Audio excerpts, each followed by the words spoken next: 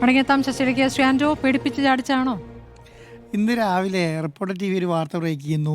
ED നോട്ടീസിനെ പേടിച്ചിട്ടാണ് BJPയിലേക്ക് Sabu ജേക്കബിൻ്റെ party 2020 പോയതെന്ന് പറഞ്ഞിട്ട്. അപ്പോൾ ഞാനത് വാർത്ത നോർമലി കണ്ട് പോയതാണ്. ഉച്ചയ്ക്ക് ശേഷം ഞാൻ നോക്കുമ്പോൾ എന്നെ ഇങ്ങനെ ഭയങ്കരമായിട്ട് പള്ളു പറയുന്നു. പത്രസമ്മേളനം വിളിച്ചിട്ട് 3 മണിക്കൂർ 1/2 മണിക്കൂർ നമ്മളെ നല്ല രീതിയിൽ പള്ളു പറയാണ്. എന്താണ് എന്നാൽ ഇതെന്താ? സാബു ജേക്കബിനെ നമുക്ക് അറിയാവുന്നതുകൊണ്ടും സാബു ജേക്കബിൻ്റെ ശൈലി അറിയാവുന്നതുകൊണ്ടും സാബു ജേക്കബ് എന്താണെന്ന് നമുക്ക് നല്ല ധാരണയുള്ളതുകൊണ്ടും നമ്മൾ അത്രയും അപ്പുറത്തേക്ക് പോയിട്ടില്ല. കാരണം അതേ രാഷ്ട്രീയക്കാരൻ എന്നുള്ള നിലയ്ക്ക് എങ്ങനെയാണെന്നും ബിസിനസ്സുകാരൻ എങ്ങനെയാണെന്ന് നല്ല രീതിയിൽ നോക്കിക്കണ്ട ഒരാളാണ് ഞാൻ. അപ്പോൾ അതുകൊണ്ട് ഞാനൊരു ബിസിനസ് വിരോധി അല്ലാത്തതുകൊണ്ട് അദ്ദേഹത്തിന് ബിസിനസ്സിലേക്കൊന്നും പോകാൻ ഇതുവരെ, കാരണം റിപ്പോർട്ടർ ടി വി തുടങ്ങിയിട്ട് 3 വർഷമായല്ലോ, ഇതുവരെ നമ്മൾ റീവാമ്പ് ചെയ്തിട്ട് അവരെ ഒരു കമ്പനിക്കെതിരെ വാർത്ത കൊടുക്കുകയോ അല്ലെങ്കിൽ കമ്പനിയുടെ വാർത്തയ്ക്കെതിരെ പോകുന്നു നമ്മൾ ഇതുവരെ ചെയ്തിട്ടില്ല. പക്ഷേ ഞാനൊരു ബിസിനസ്സുകാരനായിട്ട് അയാളെ കാണുന്നത് അതുകൊണ്ടുകൂടി ഒരു നല്ല ഒരു രാഷ്ട്രീയക്കാരനായി വളർന്നു വരുന്ന ഒരാളെന്നുള്ള നിലയ്ക്ക് ഞാനതേ കണ്ടിട്ടുള്ളത്. ഒരു പഞ്ചായത്ത് 2 പഞ്ചായത്ത് അത് 4 ആക്കാൻ ശ്രമിക്കുന്നു, MLA സീറ്റിലേക്ക് അല്ലെങ്കിൽ MP സ്ഥാനത്തേക്ക് മത്സരിക്കുന്നു, ഒരു പാർട്ടിയെ ഡെവലപ്പ് ചെയ്യുന്നു. അപ്പോൾ അതിൻ്റേതായ പ്രശ്നങ്ങളൊക്കെ ഉണ്ടാവുമല്ലോ എന്ന് വിചാരിച്ചിട്ട് നമ്മളത് ആ വഴിക്ക് വിട്ടതാണ്. ഞാൻ നോക്കും നമ്മുടെ ഈ പള്ളിങ്ങനെ പറഞ്ഞു കഴിയുമ്പോൾ നമ്മളിത് എന്തിനാണ് അതിന് വിട്ടുകൊടുക്കുന്നത്, എന്താണ് ഇദ്ദേഹത്തിൻ്റെ ഒരു സിസ്റ്റം എന്നുള്ളത് അന്വേഷിക്കാമെന്ന് വിചാരിച്ചിട്ട് ഞാൻ 3 മണിക്ക് ശേഷം ഇരുന്ന് അതിനെക്കുറിച്ച് അത്യാവശ്യം പഠിച്ചപ്പോൾ കുറേ കാര്യങ്ങൾ എനിക്ക് മനസ്സിലായി. ഒന്നാമത്തെ കാര്യം എന്താ അറിയോ, ഈ സാബു ജേക്കബ് ഇത്രയും വലിയൊരു നുണയുടെ കൊട്ടാരാണ് കെട്ടിവെച്ചിരിക്കുന്നതെന്ന് എനിക്ക് ഈ 1 മണിക്കൂർ കൊണ്ട് മനസ്സിലായി. അപ്പോൾ അതിൻ്റെ പുറകെ പോയാലുള്ള അവസ്ഥ ഒന്ന് ആലോചിച്ച് നോക്കിക്കേ. ഞാനൊരു 2-3 ഉദാഹരണം പറയാം. ഈ സാബു ജേക്കബിൻ്റെ കമ്പനി ലിമിറ്റഡ് കമ്പനിയാണ്.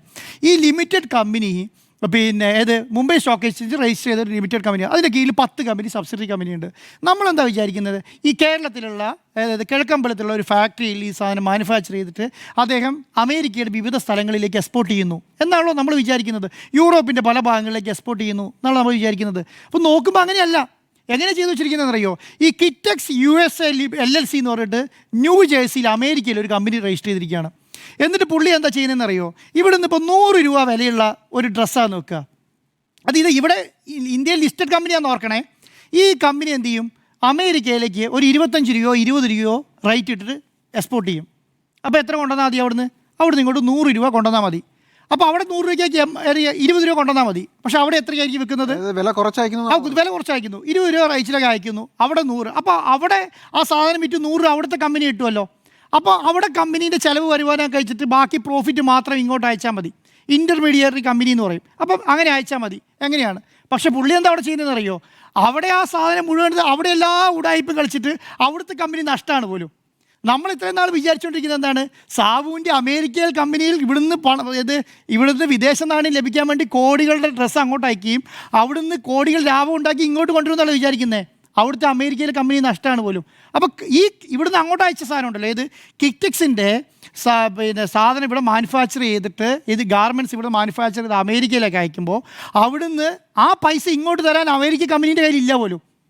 118 കോടി രൂപയാണ് ഈ കഴിഞ്ഞ സാമ്പത്തിക വർഷം 24-25 118 കോടി രൂപ ഇന്ത്യയിലേക്ക് തരാനുണ്ട്. അത് അവിടുത്തെ കമ്പനി പൂട്ടിപ്പോയി. അവിടെ കമ്പനി പൂട്ടിപ്പോയതല്ല, ആ കമ്പനി നഷ്ടമാണ്.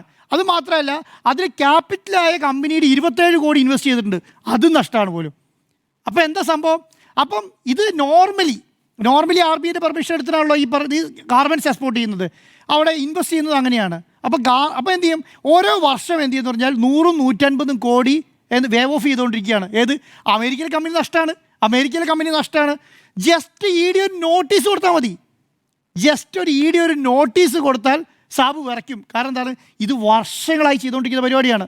അത് കഴിഞ്ഞിട്ട് അദ്ദേഹം പറയാണ്, എനിക്ക് സെബീൻ്റെ ഒരു നോട്ടീസ് തന്നിട്ടുണ്ടോ, എന്തെങ്കിലും ഉണ്ടെങ്കിൽ ഇത് ലിസ്റ്റഡ് കമ്പനിയല്ലേ, സെബീൻ്റെ നോട്ടീസ് എന്നോ. ഈ 26-ാം തീയതി 20-ാം തീയതി ഒരു ലെറ്റർ കൊണ്ട് സാബു സെബിയിൽ കൊടുത്തു. എത്രയെന്നറിയോ, 11 ലക്ഷം രൂപ ഫൈൻ അടച്ചിട്ട്. ഒരെണ്ണം പോലും പ്രോപ്പറായിട്ട് സബ്മിറ്റ് ചെയ്യുന്നില്ല, ഒരു ഫോം പ്രോപ്പറായിട്ട് സബ്മിറ്റ് ചെയ്യില്ല, 15AH സബ്മിറ്റ് ചെയ്യുന്നില്ല, ഒന്നും സബ്മിറ്റ് ചെയ്യുന്നില്ല. എന്നിട്ട് എന്ത് ചെയ്യുന്നു, 11 ലക്ഷം കൊണ്ട് ഫൈൻ അടിച്ചേക്കുക. ഈ മാസം ഈ 20-ാം തീയതിയാണ് അവരെ ചാർട്ടർ അക്കൗണ്ടൻറ്റ് കൊണ്ടുപോയിട്ട് എന്ത് ചെയ്തിരിക്കുന്നത്, ലെറ്റർ കമ്പനി സെക്രട്ടറി കൊണ്ടുവന്ന് ലെറ്റർ ഫയൽ ചെയ്തേക്കണേ. ഒന്ന് ആലോചിച്ച് നോക്കിയാൽ. എന്നിട്ട് ഇങ്ങനെ പറഞ്ഞുകൊണ്ടിരിക്കുകയാണ്, അങ്ങനെ ഒരു സംഭവം തന്നെ ഇല്ല, അങ്ങനെ ഞങ്ങൾ അങ്ങനെ ഒരു സാധനം ചെയ്തിട്ടില്ല എന്നിങ്ങനെ പറഞ്ഞുകൊണ്ടിരിക്കുക. എന്താണ് ഇപ്പം അതിനെന്താ പറയുക, ഒരു അഡ്ജുഡിങ് അതോറിറ്റീനെ വെച്ചു. ഈ അതോറിറ്റിയുടെ പേരെന്നറിയോ, BJ ദിലീപ് എന്നാണ്. അദ്ദേഹം എന്ത് ചെയ്യുന്നു പറഞ്ഞോ, അഡ്ജുഡിങ് ഓഫീസർ. ഇതിന് വലിയ ഈ കമ്പനി വലിയ കള്ളത്തരം നടത്തുന്നുണ്ട്, ഇതിൽ ഷെയർ പാറ്റേണിൽ വലിയ കള്ളത്തരം നടത്തുന്നുണ്ട് പറഞ്ഞ് റിപ്പോർട്ട് സബ്മിറ്റ് ചെയ്തു. ആ റിപ്പോർട്ട് സബ്മിറ്റ് ചെയ്തിട്ടാണ് ഈ പറഞ്ഞ ദയാന ജോസഫ് എന്ന് പറഞ്ഞിട്ട് ഇവരുടെ കമ്പനി സെക്രട്ടറി കമ്പനിയുടെ അതോറിറ്റിക്ക് ലെറ്റർ കൊടുത്തേക്കാണ്. ഇവരെ കമ്പനി സെക്രട്ടറി പറയാം. അപ്പം ഞാൻ പറയുന്നത് അറിയോ, ഞാനൊരു 2 മണിക്കൂർ ഇവിടെ ഇരുന്നപ്പോൾ കണ്ടെത്തിയ കാര്യമാണ് പറയുന്നത്. വെറും 2 മണിക്കൂർ. കാരണം അദ്ദേഹത്തിൻ്റെ കമ്പനീൻ്റെ പുറകെ പോകാനോ അല്ലെങ്കിൽ ആയിരക്കണക്കിന് ആൾക്കാരെ ഇതിൻ്റെ അകത്ത് പിന്നെ എന്താണ് പ്രസിദ്ധരാക്കാൻ ഞാൻ ഉദ്ദേശിച്ചിട്ടല്ല. പക്ഷേ ഇത്രയും വലിയ ഒരു സാധാരണക്കാരനായ ഞാൻ വിചാരിച്ചപ്പോൾ ഒരു അരമണിക്കൂർ കൊണ്ട് ഇത്രയും വലിയ ഒരു വയലേഷൻസ് കണ്ടെത്തിയാൽ, എന്നിട്ട് ഇവരുടെ കമ്പനി സെക്രട്ടറി തന്നെ പറയുന്നത് എന്താണെന്നറിയോ, കമ്പനി സെക്രട്ടറി ഈ 118 കോടി ഇങ്ങോട്ട് കിട്ടാനുണ്ടല്ലോ, ആ കിട്ടാനുള്ളതിൻ്റെ അകത്ത് ഇവർ ഓഡിറ്റ് പറയുന്നത് അറിയോ, മതിയായ തെളിവുകൾ കമ്പനിക്ക് ഇതുവരെ സബ്മിറ്റ് ചെയ്യാൻ, ഏത് 118 കിട്ടുമോ കിട്ടില്ലയോ എന്നുള്ളതിനുള്ള തെളിവ് പോലും ഇവരുടെ കയ്യിലില്ല. കാരണം അവിടെ ഒരു തട്ടിക്കൂട്ട് കമ്പനി ഉണ്ടാക്കി ഇവിടുന്ന് സാധനം എക്സ്പോർട്ട് ചെയ്ത് അവിടെ വിറ്റ് അവിടെ തന്നെ പൈസ ഉണ്ടാക്കി ഹവാലയിൽ കൂടിയോ മറ്റോ സ്ഥലത്ത് കൂടി ഇവിടെ കൊണ്ടുവരികയാണ്. ഇതാണ് സിമ്പിൾ കാര്യം. അതുകൊണ്ടാണ് ഇത് കേരളം അതിന് പറ്റിയ സ്ഥലമല്ല. എന്നിട്ട് വേറൊരു രസം അറിയോ നിങ്ങൾക്ക്, അതിനേക്കാളും വലിയ രസം, മദർ കെയർ എന്നാണ് അമേരിക്കയിൽ ഇതിനറിയപ്പെടുന്നത്. മദർ കെയർ എന്ന് ഉദ്ദേശിക്കുന്നത് എന്താ അറിയോ, ഇവിടെ പല സ്ഥലത്ത് കുടിൽ വ്യവസായം പോലെ ഈ പറയുന്ന സ്ഥാപനങ്ങൾ നടത്തുകയും അമ്മമാരെ രക്ഷിക്കാൻ വേണ്ടിയിട്ടാണ് പോലും ഈ ഗാർമെൻറ്റ്സ് ഇവിടെ നടത്തുന്നത്, അമ്മമാരെ രക്ഷിക്കാൻ വേണ്ടിയിട്ട്. അപ്പോൾ ഓരോ വീടുകളിൽ കുടിൽ വ്യവസായം പോലെ നടത്തുകയാണ്. അപ്പം അമ്മയ്ക്ക് എന്താ മുലയൂട്ടുന്ന അമ്മയ്ക്കുണ്ടെങ്കിൽ ഈ ഗാർമെൻറ്റ്സിൻ്റെ അവിടുന്ന് വേഗം മുലയൂട്ടുന്ന സമയത്ത് കൊച്ചിന് പോയി മുല കൊടുത്ത് തിരിച്ചു വരാനുള്ള സമയം 500 മീറ്ററിനുള്ളിലാണ് പോലും ഈ സ്ഥാപനങ്ങൾ നടക്കുന്നത്. അങ്ങനെ 20 ലക്ഷം സ്ക്വയർ ഫീറ്റുള്ള പിന്നെ ഏരിയകളാണ്. അങ്ങനെയാണോ കേരളത്തിൽ കമ്പനി നടത്തിക്കൊണ്ട് പോകുന്നത്? ഒന്ന് ആലോചിച്ച് നോക്കിക്കേ. അടുത്തെന്താ പറയുന്നത് അറിയോ, അടുത്തെന്ന് പറയുന്നത് ഈ പിന്നെ ഒരു സ്റ്റാൻഡേർഡ് ഉണ്ട്, GOTS എന്ന് പറഞ്ഞിട്ടുണ്ടെങ്കിൽ ഗ്ലോബൽ ഓർഗാനിക് ടെക്സ്റ്റൈൽ സ്റ്റാൻഡേർഡ് എന്ന് പറയുക. ഓർഗാനിക് ഐറ്റംസ് മാത്രമേ എക്സ്പോർട്ട് ചെയ്യാൻ പാടുള്ളൂ. ഈ ഓർഗാനിക് ഐറ്റംസ് ആണോ സാബു കൂടുന്ന എക്സ്പോർട്ട് ചെയ്തുകൊണ്ടിരിക്കുന്നത്? അമേരിക്കയിൽ ഈ GOTS എന്ന് പറയുന്ന ഒരു സർട്ടിഫിക്കേഷൻ എടുത്താണ് എക്സ്പോർട്ട് ചെയ്യുന്നത് അമേരിക്കയിലേക്ക്. GOTS എന്ന് പറയുന്നത് ഓർഗാനിക് ഐറ്റംസ് മാത്രമേ ചെയ്യാൻ പാടുള്ളൂ. ഒരു കെമിക്കലും അതിൻ്റെ അകത്ത് പാടില്ല. അതിൻ്റെ അകത്ത് എന്താണ് നമ്മൾ പെയിൻറ്റിങ് പാടില്ല, അതിൻ്റെ അകത്ത് കളർ ചേർക്കാൻ പാടില്ല. അങ്ങനെയുള്ള സാധനമാണ് പുള്ളി അമേരിക്കയിൽ എക്സ്പോർട്ട് ചെയ്തുകൊണ്ടിരിക്കുന്നത്. കാരണം അമേരിക്കയിൽ ചെന്നിട്ട് വേറൊരു കഥ ഉണ്ടാക്കിയേക്കാണ്. ഒരു കഥ ഉണ്ടാക്കിയിട്ട് കേരളത്തിൽ നിന്ന് ഇന്ത്യയിൽ നിന്ന് ഇവിടുത്തെ ഹ്യൂമൻ റൈറ്റ്സിന് വേണ്ടി പ്രവർത്തിക്കുന്ന 2020 എന്നൊരു സ്ഥാപനമുണ്ട്. അതാണ് ഇവിടുത്തെ 2020 അല്ല അമേരിക്കയിൽ 2020. അവിടുത്തെ എന്താ ഹ്യൂമൻ റൈറ്റ്സിന് വേണ്ടി പ്രവർത്തിക്കുന്ന ഒരു 2020 എന്ന് പറയുന്ന സംവിധാനം കിഴക്കമ്പലത്തെയും ആ പ്രദേശത്തുള്ള ജനങ്ങളെ മുഴുവൻ ഉദ്ധരിച്ചുകൊണ്ടിരിക്കുകയാണെന്ന് പറയുന്നത്. അപ്പോൾ നമ്മളെന്താ വിചാരിക്കുന്നത് അറിയോ, അയ്യോ ജിമ്മി സാർ നേരത്തെ പറഞ്ഞല്ലോ, 1 രൂപയ്ക്ക് പാല് കൊടുക്കുന്നു, 1 രൂപയ്ക്ക് അരി കൊടുക്കുന്നു, ഫ്രീ ആയിട്ട് കൊടുക്കുന്ന കണ്ടില്ലേ, എന്തൊരു നല്ല മനുഷ്യൻ സാബു ജേക്കബ്. അവിടെ കോടികൾ ഉണ്ടാക്കാമെന്ന് അമേരിക്കയിൽ പോയിട്ട്. എന്നിട്ടാണ് പറയുന്നത് അതാണ് ഹ്യൂമൻ റൈറ്റ്സിന് വേണ്ടി പ്രവർത്തിക്കുകയാണ്. സാധാരണ യൂറോപ്പിലൊക്കെ നിങ്ങൾ ശ്രദ്ധിച്ചിട്ടുണ്ടാവും, ഇവിടുന്ന് കോഫിയൊക്കെ എക്സ്പോർട്ട് ചെയ്യുന്ന സമയത്ത് യൂറോപ്പിലൊക്കെ ഹ്യൂമൻ റൈറ്റ്സിന് വേണ്ടി പ്രവർത്തിക്കുന്ന ആൾക്കാർ, ബാക്ക്വേർഡ് ആയ ഡിസ്ട്രിക്റ്റുകളിലും ബാക്ക്വേർഡ് ആയ സ്ഥലങ്ങളിലും പ്രവർത്തിക്കുന്ന ആൾക്കാർക്ക് അവർക്ക് വേണ്ടിയിട്ട് അവിടെ കിട്ടുന്ന ലാഭത്തിൻ്റെ 50-70% കൊടുത്തോളയും. കാരണം അവർ 100 രൂപ വിറ്റാൽ കിട്ടുകയാണെങ്കിൽ അവർക്ക് 100 രൂപ ലാഭം ഉണ്ടെങ്കിൽ അതിൻ്റെ 70% ഒരു 30% എടുക്കുകയുള്ളൂ. ബാക്കി 70% എന്ത് ചെയ്യും, ഈ ഹ്യൂമൻ റൈറ്റ്സിന് വേണ്ടിയിട്ട് പാവങ്ങളെ ഉദ്ധരിക്കാൻ വേണ്ടി കൊടുക്കും. അങ്ങനെ കിട്ടുന്ന പണമുണ്ട്. അപ്പോൾ ഈ അമേരിക്കയിൽ ചെന്നിട്ട് എന്നറിയാം, കേരളത്തിൽ ഞാനത് മദർ കെയർ നടത്തുന്നു, ഞാനിവിടെ ഹ്യൂമൻ റൈറ്റ്സിന് വേണ്ടി പ്രവർത്തിക്കുന്നു എന്നൊക്കെ പറഞ്ഞിട്ട് കഥയുണ്ടാക്കി അവിടെ കിറ്റെക്സ് USA LLC എന്ന് പറഞ്ഞൊരു കമ്പനി ഉണ്ടാക്കി ആ കമ്പനിയിലുള്ള എല്ലാ കച്ചവടം നടത്തിയിട്ട് ഇവിടുന്ന് ആ കമ്പനിയിലേക്ക് എക്സ്പോർട്ട് ചെയ്തുകൊണ്ടിരിക്കുക. എന്നിട്ട് എന്താ പറയുന്നത്, ഞാൻ കണ്ടില്ലേ, ഞാനാണ് കേരളത്തിലെയും സൗത്ത് ഇന്ത്യയിലെ ഏറ്റവും വലിയ ടെക്സ്റ്റൈൽ എക്സ്പോർട്ട്. സുനിൽ പറഞ്ഞാണ് കറക്റ്റ് കാര്യം. അവിടുത്തെ കമ്പനി പൊട്ടിപ്പാളീസായിട്ടാണത് അമേരിക്കയിലെ. എന്നിട്ട് സാബു ഉണ്ടെങ്കിൽ പറഞ്ഞോട്ടെ, ഞാൻ 118 കോടി രൂപേൻ്റെ ലോസ് കഴിഞ്ഞ പ്രാവശ്യം കാണിച്ചിട്ടില്ല. അമേരിക്കയിൽ ഈ പറയുന്ന 27 കോടി ക്യാപിറ്റൽ ഉണ്ടാക്കിയത് അത് നഷ്ടപ്പെട്ടു, 118 കോടി ലോസുമായി. ഏകദേശം ഒരു വർഷം 130-140 കോടി രൂപ അവിടെ ലോസായി. അതുപോലും അടയ്ക്കാൻ എൻ്റെ കയ്യിലില്ല. അതെനിക്ക് വേവ് ഓഫ് ചെയ്ത് തരണമെന്ന് പറഞ്ഞുകൊണ്ടിരിക്കുകയാണ് സാബു. അത് തിരിച്ചു കിട്ടുമെന്ന് അറിയില്ല എന്ന് പറഞ്ഞ് ഓഡിറ്റർ റിപ്പോർട്ട് ഉണ്ടാക്കിയിരിക്കുകയാണ്. ഇങ്ങനെയാണ് ഇവിടെ സാബുവിൻ്റെ അവസ്ഥ. പിന്നെ സാബു BJP വിളിക്കേണ്ട കാര്യമുണ്ടോ? നോട്ടീസ് കിട്ടുമ്പോൾ ഓടും. ആ നോട്ടീസിൽ എഴുതി വെച്ചിരിക്കുന്ന ഭാഗങ്ങൾ കണ്ടാൽ നമ്മൾ തന്നെ ഞെട്ടിപ്പോവും. GST വയലേഷൻ സാബുവിന് നോട്ടീസ് ഉണ്ടോ നോക്കിക്കേ. ഈ പറയുന്ന പൈസ എക്സ്പോർട്ട് ചെയ്തിട്ടുണ്ടെങ്കിൽ ഒരു സാധനം ഇന്ത്യയിൽ നിന്ന് പുറത്തേക്ക് എക്സ്പോർട്ട് ചെയ്താൽ ആ ബില്ല് ഓഫ് മെറ്റീരിയലിന് എത്രയാണോ എമൗണ്ട് ഫിക്സ് ചെയ്തത് ആ എമൗണ്ട് അവിടെ നിന്ന് ഇങ്ങോട്ട് വരണം. മനസ്സിലായോ? അത് വരാതെ അത് വേവ് ഓഫ് ചെയ്യണം പറഞ്ഞിരിക്കുന്നത്. അതാണ് ഫെമ വയലേഷൻ എന്ന് പറയുക. അതിനാണ് പറയുക ഫെമ വയലേഷൻ. ഞാൻ വിചാരിച്ചു എന്തിനാണോ കേരളത്തിലെ എത്രയോ ആൾക്കാർക്കെതിരെ ED നോട്ടീസും റിപ്പോർട്ട് ചെയ്ത് വാർത്ത കൊടുക്കുന്ന ഇല്ലേ, എത്ര ആൾക്കാരെതിരെ ED വാർത്ത. ഈ ED നോട്ടീസ് കണ്ടപ്പോൾ സാബു ഇങ്ങനെ അടുത്ത് പൊട്ടിത്തെറിക്കുന്നത് എന്താ ഞാൻ വിചാരിച്ചു. കാരണം അദ്ദേഹത്തിൻ്റെ ബോഡി ലാംഗ്വേജ് ഒക്കെ മാറി എന്നെ ഇരുന്ന് ഇങ്ങനെ പള്ളു പറഞ്ഞുകൊണ്ടിരിക്കുകയാണ്. റിപ്പോർട്ടർ TVനെ പള്ളു പറയുന്നു, എല്ലാ ചാനലുകളും കൊടുത്തിട്ടുണ്ട്. അപ്പം അടുത്ത കാലത്ത് ഒരു പ്രവണതയാണ് കേട്ടോ, ഏത് വാർത്ത ബ്രേക്ക് ചെയ്താലും നമുക്ക് കിടക്കപ്പുറത്തി ഉണ്ടാവില്ല. ഏത് വാർത്ത ചെയ്താലും അതേ അവസ്ഥയാണ് സാബുവിൻ്റെ. അപ്പം സാബു ഞാൻ നോക്കുമ്പോൾ ഇങ്ങനെ പറഞ്ഞുകൊണ്ടിരിക്കുക. അപ്പോൾ ഇതിനെന്തായിരിക്കും ഒരു ED നോട്ടീസ്? കാരണം സാബു എന്താ പറയുന്നത്, ഒരു വ്യവസായ സ്ഥാപനം നടക്കുമ്പോൾ ED നോട്ടീസ് ചെയ്യും, RBI നോട്ടീസ് തരും, SEBI നോട്ടീസ് തരും, GST നോട്ടീസ് തരും. ഇതിനൊക്കെ ഞങ്ങൾ മറുപടി. അങ്ങനെ ഡെയിലി നോട്ടീസ് കിട്ടുന്ന സാബുവിന് ഒരു ED നോട്ടീസ് കിട്ടിയ വാർത്ത വന്നു വിചാരിച്ച് എന്താ സംഭവിക്കാനുള്ളത്? എന്തെങ്കിലും സംഭവിക്കാനുണ്ടോ?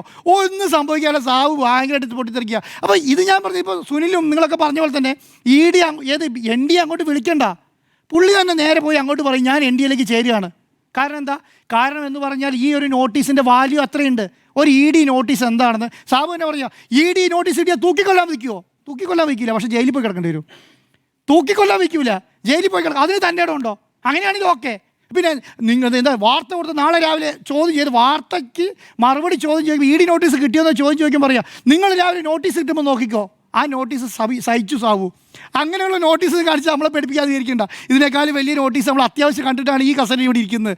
അപ്പോൾ അങ്ങനെയുള്ള പേടിപ്പിക്കൊന്നും വേണ്ട. പക്ഷെ ഒരു കാര്യം ഞാൻ പറയാം, സാബുവിനെ പോലെ ചെറിയ രീതിയിൽ ഒരു വാർത്ത വരുമ്പോൾ ഇങ്ങനെ പേടിക്കുന്നുണ്ടെങ്കിൽ BJPൻ്റെ ഭാഗത്തുനിന്ന് അല്ലെങ്കിൽ ഈ പറയുന്ന EDൻ്റെ ഭാഗത്തുനിന്ന് നോട്ടീസ് കിട്ടിയ എന്താ അവസ്ഥ ആയിരിക്കും? ഇത് ചെറിയ പൈസയല്ലെന്നേ. ഞാൻ പറയുന്നത് 10,000, 1,000, 1,500 കോടി രൂപ എക്സ്പോർട്ട് ബിസിനസ് നടത്തുന്ന കമ്പനിയാണ് ഈ കാര്യം പറയുന്നത്. ഒന്നും രണ്ട് പൈസയല്ല. അപ്പോൾ ഇത്രയും പൈസ വയലേഷൻ. അപ്പോൾ ഞാൻ പറയുന്നത് നമ്മൾ ഈ പറഞ്ഞ വീണ വിജയൻ്റെ കേസിനൊക്കെ നമ്മൾ 60 കോടി 40 കോടി എന്ന് പറഞ്ഞാൽ എത്ര ദിവസമാണ് ചർച്ച ചെയ്ത കേരളത്തിൽ? ഇദ്ദേഹം രാഷ്ട്രീയ പാർട്ടി തന്നെയാണല്ലോ നടത്തിക്കൊണ്ടിരിക്കുന്നത് അല്ലേ? 40 കോടി എത്ര ദിവസമാണ് കേരളം ചർച്ച ചെയ്തത് അല്ലേ? ഏത് ഇൻകം ടാക്സ് പിന്നെ വേവ് ഓഫ് ചെയ്തു എന്ന് പറഞ്ഞിട്ട് ഇത് 118 കോടി ഒരു വർഷം, 27 കോടി അടച്ചത് പോയി. അപ്പോൾ ഇത്രയും ഉണ്ട്. അപ്പോൾ ഇത് മാത്രമോ? ഇനി ഞാൻ പറയുന്നത് ഈ 1 മണിക്കൂർ കൊണ്ട് ഇത്രയുണ്ടെങ്കിൽ ഇവരൊരു 4 വർഷത്തെ വെറുതെ ബാലൻസ്. ഞാനതാണ് പറഞ്ഞത്. ഇപ്പം സാബു തന്നെ പറയുക, വളരെ കൂളായിട്ട് പറയുകയാണ്. എന്നോട് ചോദിച്ചത് എന്താ, 5 വർഷത്തെ പിന്നെന്താണ് ബാലൻസ് ഷീറ്റ്, 5 വർഷത്തെ ബാലൻസ് ഷീറ്റ് എടുത്ത് ഹാജരാക്കാനാണ് പറഞ്ഞത്. 1 വർഷത്തെ ബാലൻസ് ഷീറ്റ് കണ്ടപ്പോൾ എനിക്ക് ഇത്രയും മനസ്സിലായി. 1 വർഷത്തെ ബാലൻസ് ഷീറ്റ് കണ്ടപ്പോൾ മനസ്സിലായി. 1 വർഷം 2 സ്റ്റാഫിനെ വിളിച്ചപ്പോൾ എനിക്ക് ഇത്രയും മനസ്സിലായി. അപ്പം EDക്ക് വല്ല ബുദ്ധിമുട്ടുണ്ടോ? 5 വർഷത്തെ ബാലൻസ് ഷീറ്റ് കൊണ്ട് കൊടുക്കാൻ പറഞ്ഞാൽ 2018 ശേഷം എന്നിട്ട് പറയാൻ അറിയോ, ഇത് വ്യവസായം ഇങ്ങനെ നഷ്ടത്തിലാവുന്ന സമയത്ത് അവിടെ പൊട്ടും. അത് ശരിയാ, അവിടെ പൊട്ടും. പക്ഷേ ഇന്ത്യയിലെ നിയമപ്രകാരം അങ്ങനെ പറ്റത്തില്ല. ഇന്ത്യയിലെ നിയമപ്രകാരം ബിസിനസ് ചെയ്യുമ്പോൾ ഇന്ത്യയിൽ. അപ്പോൾ അതാണ് ഞാൻ പറയുന്നത്. ഞാൻ ഒരു കാര്യം ശ്രദ്ധിച്ചിരുന്നു, സാബു കേരളത്തിൽ നിന്ന് പിന്നെ തെലങ്കാനയിലേക്ക് പോയല്ലോ. ഇവിടെ എന്തോ വ്യവസായ സൗഹൃദമല്ല, ഇവിടെ ആരും ഒന്നും ചെയ്യാൻ സമ്മതിക്കുന്നില്ല. എന്താ സംഭവം ശരിക്കും? ആക്ച്വലി നടന്നത് എന്താ, ഈ സാബുവിന് 18,000 20,000 രൂപ റേഞ്ചിലുള്ള ജോലിക്കാരെ കിട്ടണം. അത് കേരളത്തിൽ കിട്ടില്ല. അവർക്ക് വേണ്ടത് എന്താ, അവർക്ക് ആന്ധ്രയും തെലുങ്കാനും ഗുജറാത്തിൽ നിന്നും മഹാരാഷ്ട്രയിൽ നിന്നും ബംഗാളിൽ നിന്നൊക്കെ ആളെ കിട്ടുള്ളൂ. അപ്പോൾ അതിന് പറ്റിയ സ്ഥലത്ത് കൊണ്ടുപോയി അവരാ സ്ഥാപനം വെക്കുന്നതെന്ന് മാത്രമേ ഉള്ളൂ. അതിന് കേരളത്തിൽ എന്താണ് വലിയ രീതിയിൽ ഇത് പറയുകയാണ്, എന്ത് കേരളത്തിൽ വ്യവസായ യോഗ്യമല്ല, കേരളത്തിൽ വ്യവസായം ചെയ്യാൻ പറ്റുന്നില്ല, വ്യവസായികളെ ഉപദ്രവിച്ചുകൊണ്ട് ഈ പറയുന്ന 10-25 വർഷം കേരളത്തിൽ നടന്ന് വളർന്ന് ഈ ലെവലിലെത്തിയ കിറ്റെക്സ് ആണ് ഈ പറഞ്ഞുകൊണ്ടിരിക്കുന്നത് കേട്ടോ. അവരുടെ അച്ഛൻ്റെ കാലത്ത്, കിറ്റെക്സ് സാബുവിൻ്റെ അച്ഛൻ്റെ കാലത്തുണ്ടായ സ്ഥാപനമാണ്. ആ സ്ഥാപനം വളർന്ന് ഇത്ര എത്തിക്കഴിഞ്ഞപ്പോഴാണ് സാബുവിന് മനസ്സിലായത് എന്ത്, ഇത് വ്യവസായ സ്ഥാപനമല്ല, ഇതിന് യോഗ്യമല്ല, ഇതിന് വ്യവസായ സൗഹൃദമല്ല, ഇത് വെച്ച് മുന്നോട്ട് കൊണ്ടുപോകാൻ കഴിയില്ല. അതുകൊണ്ട് ഞങ്ങളെല്ലാവരും കൂടി ഇവിടുന്ന് കൂട്ടി. എന്നിട്ട് എങ്ങോട്ടാണ് പോയേ? എന്നിട്ട് തെലുങ്കാന പോയിട്ട് എന്താ ചെയ്തേ? അയ്യോ, കൈക്കൂലി 100 രൂപ കൊടുക്കൂല എന്ന് പറഞ്ഞ സാബുവാണ് 25 കോടി രൂപ BJPക്ക് ഈ പറഞ്ഞ BRSന് കൊടുത്തത്. 25 കോടിയാണ്, 1-2 പൈസയല്ല, 25 കോടി BRSൻ്റെ അക്കൗണ്ടിൽ കൊടുത്തു. അപ്പോൾ അവരെന്ത് ചെയ്തു? 25 കോടി രൂപ വാല്യുള്ള പ്രോപ്പർട്ടി കൊടുത്തിട്ടുണ്ടാവും. നോർമലി ചിന്തിച്ചാൽ പോരെ, 25 കോടി രൂപ പ്രോപ്പർട്ടി. അവിടെ ഒരു ഫാക്ടറി എടുത്തിട്ട് പറയുകയാണ്, എന്തൊരു നല്ല വ്യവസായ സൗഹൃദം. ഇത്രയും വലിയൊരു നുണ പറയുന്ന ഒരാൾ, ഇതുപോലെ രാഷ്ട്രീയ പാർട്ടി പൊളിയായിരുന്നു നന്നായിട്ടോ. ഇത്രയും നാൾ പോയല്ലോ അത്. ഞാൻ പറയുന്നത് അറിയോ, ഈ കിഴക്കമ്പലത്ത് ഈ 4 പഞ്ചായത്ത് ജനങ്ങളുടെ അവസ്ഥ. കാരണം ഞാൻ പറയുന്നത് തെറ്റൊന്നുമില്ല. കാരണം എന്താ അറിയോ, ഈ നാട്ടുകാരെ പറ്റിച്ച് കൊണ്ടുവരുന്ന സാധനം കുറച്ച് ആൾക്കാർക്ക് വീതം വെച്ച് കൊടുക്കുന്നതിന് കണ്ടാൽ മതി, എനിക്ക് അപ്പുറത്തൊന്നും കാണണ്ട. ഇവരെയൊക്കെ വിറ്റിട്ട് തന്നെയാണ് അമേരിക്കയിൽ ഈ പൈസയൊക്കെ കൊണ്ടുവരുന്നത്. അവിടെ ഹ്യൂമൻ റൈറ്റ്സ് ആണ്, അവിടെ ഞങ്ങൾ ചാരിറ്റി പ്രവർത്തനമാണ് നടത്തുന്നത്, അവിടെ ഞങ്ങൾ പിന്നെന്താണ് ഈ കേരളത്തിലെ സാധാരണക്കാരൻ്റെ ഉന്നമനത്തിന് വേണ്ടി അങ്ങനെ പൈസ തന്നെയാണ് ഇവിടെ കൊണ്ട് ഉപദ്രവിച്ചത്. അതുകൊണ്ട് അവിടുത്തെ ആൾക്കാരും വിഷമിക്കേണ്ട. പക്ഷേ ഒരു കാര്യം മനസ്സിലാക്കിയോ, നിങ്ങൾ ഇപ്പോഴെങ്കിലും ഇദ്ദേഹത്തെ തിരിച്ചറിഞ്ഞത് നിങ്ങളുടെ നല്ല കാലം എന്നുള്ളത് മാത്രം കണക്കാക്കിയാൽ മതി. അതിനപ്പുറത്തേക്ക് ഒരു ഇഞ്ച് പോകാനില്ല. സാബുവിനോടൊരു കാര്യം പറയാം, സാബു നിങ്ങൾ ഇത് കണ്ട് പേടിക്കണ്ട. നിങ്ങൾ എന്താ ചെയ്യേണ്ടത്? നിങ്ങൾ രാഷ്ട്രീയ പ്രവർത്തനം നടത്തുന്നതോ അല്ലെങ്കിൽ ബിസിനസ്സാണ് നടത്തുക, ഏതെങ്കിലും ഒന്ന് തീരുമാനിക്കൂ. ഒന്നിന് ബിസിനസ് നടത്തുക, അല്ലെങ്കിൽ രാഷ്ട്രീയ പ്രവർത്തനം നടത്തുക. ഇത് രണ്ടും കൂടെ കൂട്ടി കഴിച്ചിട്ട് എനിക്ക് ബിസിനസ് കൊണ്ടുപോകണം, എനിക്ക് നോട്ടീസും വരാൻ പാടില്ല, എനിക്ക് കാര്യങ്ങളൊന്നും നടത്താൻ പാടില്ല, എനിക്ക് നേതാക്കന്മാരെയൊന്നും കാണാൻ പാടില്ല പറയും. ഇപ്പറേ കൂടെ ഞാനാണ് കേരളത്തിലെ ഏറ്റവും വലിയ വ്യവസായി എന്ന് പറയുകയും ചെയ്യുന്നത് നമ്മൾ യോജിക്കില്ല. ഏതെങ്കിലും ഒന്ന് നടത്തുമോ, ഒന്നില്ല രാഷ്ട്രീയ പ്രവർത്തനം അല്ലെങ്കിൽ ബിസിനസ്. അതോടുകൂടി നിങ്ങളുടെ പ്രശ്നം അവസാനിക്കും.